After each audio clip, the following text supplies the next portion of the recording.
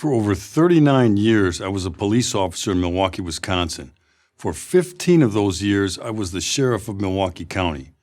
I've done everything you can do as a cop, from walking the beat to investigating murder to running the agency. I've met a lot of cops of every race, ethnicity, and background. Here's what I can tell you. Cops are not perfect. That's not a news flash, but this might be.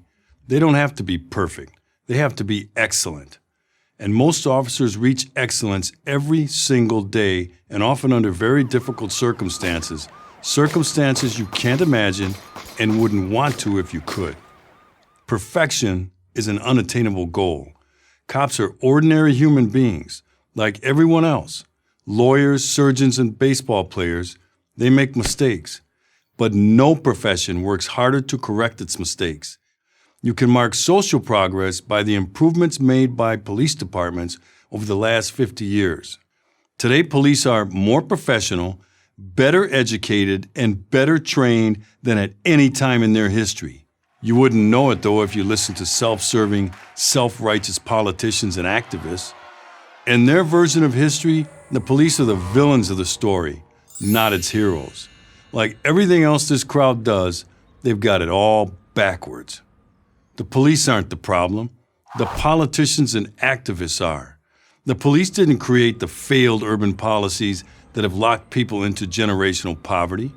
The police aren't responsible for fatherless homes, failing schools, and bad lifestyle choices.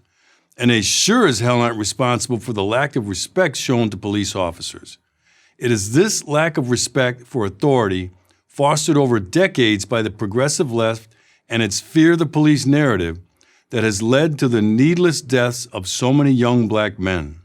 When Officer Darren Wilson told Michael Brown to get out of the middle of the street in Ferguson, Missouri, did Brown comply? No. When officers in Baltimore told Freddie Gray to stop resisting arrest, did he comply? No. When officers in New York City told Eric Garner to stop resisting arrest, did he comply? No. Here's a useful tip. If you want to avoid a bad outcome with a police officer, follow this simple rule. When a cop gives you a lawful command, obey it, even if you disagree. Whatever problem you are experiencing is not going to be settled on the street. People with complaints need to use the process established for that purpose. Though cops don't have the final say, they do in that moment. How you react can be a matter of life or death. But the idea that a law-abiding citizen has to fear the police is a terrible and destructive lie. Let's get some perspective. In 2014, 990 people were killed in police use of force incidents. Does that sound like a lot?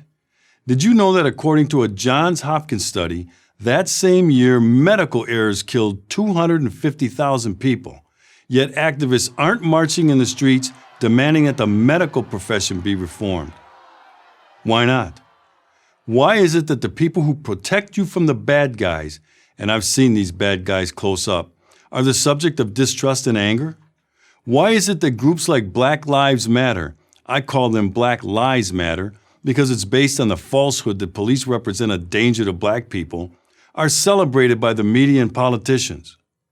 All this is taking its toll on cops, and even more tragically, on the law-abiding citizens in the neighborhoods that most need a strong police presence. The murder rates in these neighborhoods are going up because lawful, aggressive policing is going down. Heather McDonald of the Manhattan Institute has explained why. She calls it the Ferguson effect, and it's real. It's also common sense.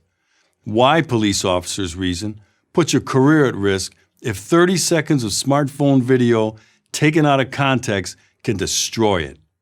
Here's the truth. Police aren't afraid of walking the streets or being shot by random criminals. They're afraid of being involved in an incident that would label them forever as trigger-happy racists. Are there bad cops? I know firsthand that there are. I've had to fire them. But the overwhelming majority are good, decent men and women concerned about the law-abiding citizens in the communities they serve and are willing to put their lives on the line to protect them. Those who try to convince you either out of ignorance or out of some ideological agenda that the police are the enemy, those are the people you should fear. Run from them, not the cops. I'm Sheriff David Clarke for Prager University. Thank you for watching this video.